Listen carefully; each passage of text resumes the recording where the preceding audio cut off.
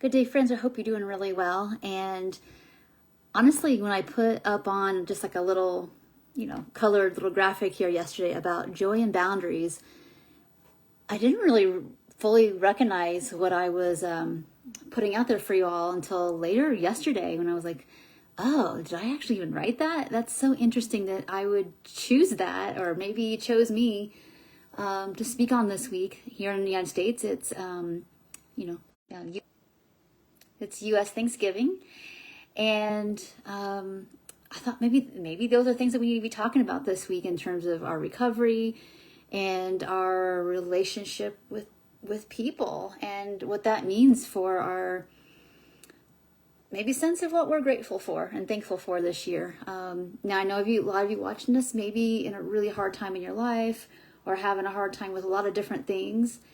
So that's totally acknowledged. I'm not saying that like woohoo, you have to feel this way, and this obviously this space is all about authenticity and nuance and going deep and all that. So no one needs to fake positivity here if it doesn't exist. But it's more about from a joy perspective. I bet all of you who are watching this can look back a year ago this day, and you probably have more skills and tools than you're giving yourself credit for. And we can have joy in that.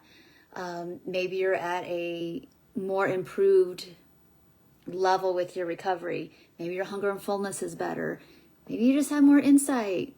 Maybe you just started your recovery journey, and a year ago you were still in like some ambivalence or pre-contemplation that you even had like problems with your relationship with food. Maybe you just thought you needed a better diet, and if you had more self-control, you'd stop eating things you didn't think you should. And today you're like, oh, I see things really differently right now. I can see the deprivation-driven eating. I can see the wounds inside of me that are playing out through my food. Maybe a year ago today you couldn't. And let's have thankfulness and even joy and like having more truth, right?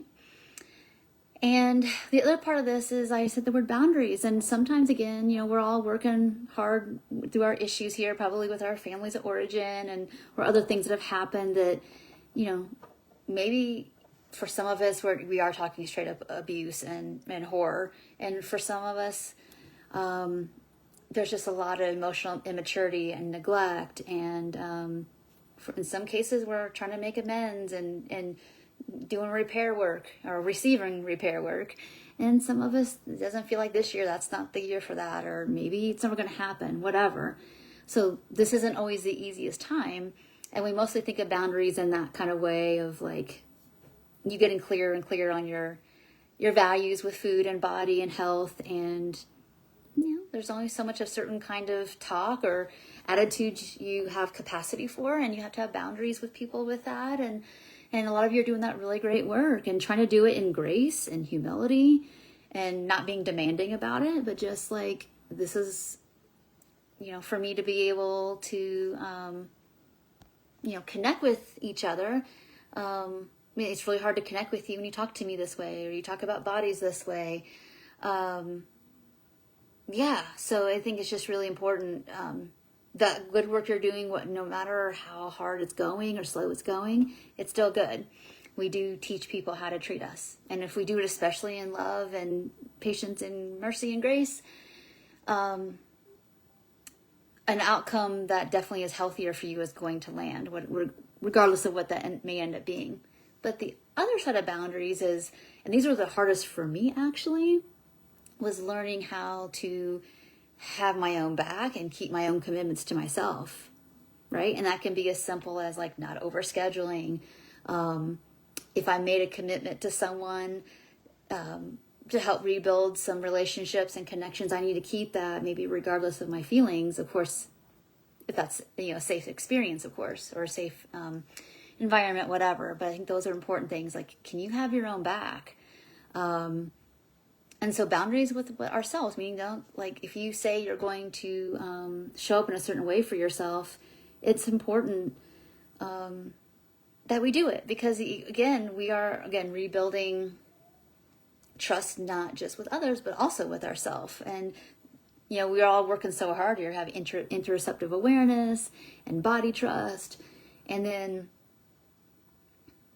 you know, when we're not consistent in following through with that, we are actually recapitulating stuff that we're trying to recover from, right? So anyway, boundaries are good, and finding joy and how far you've come.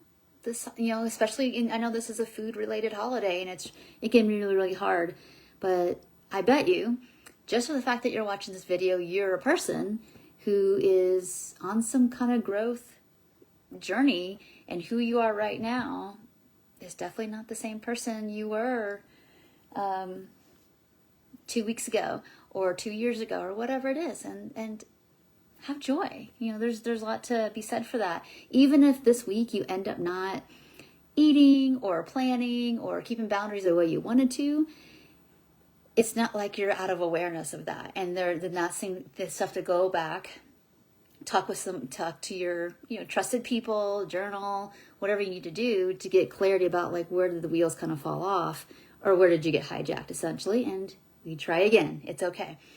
So for those of you who need maybe something to work on this next couple of days, I have a kind of holiday eating guide, and it's really geared towards setting yourself up for intentional eating this next, you know, week or so.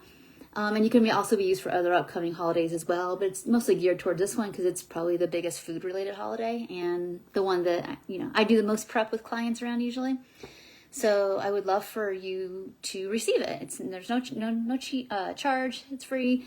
But you do have to put the effort in to email me for it. If you would like that guide, you have to email me at tracybrownrd@gmail.com. Email me. I should get back to you, and, you know, within 24 hours with that. If you don't get it because you're waiting for me to respond, it means maybe try again. Email me again or message me, however you want to get a hold of me. But please put your email in there if you don't go through email to get to me. I don't really use Messenger very much or other social media messaging. I really try to keep that, you know, all one place. So if you email me, I'll get that guide out to you as fast as I can, especially before this coming Thursday. If you're watching this video and it's not near U.S. Thanksgiving time, if you still want it, just email me, because it's a really great tool to slow things down, to map it out intentionally, how you want to see yourself feel, not only physically, with how you eat, and also with others. All right, so just email me email me that you want that guide. I'll send it out to you. It'll be via a Dropbox link, and I hope that helps you kind of have an anchor for the next week or so, and for any kind of other events that are food related that you might be planning for in the future as well. So thank you so much for watching. Thank you everybody who's here live. I appreciate you very much, and we'll see you in the next video. Bye for now.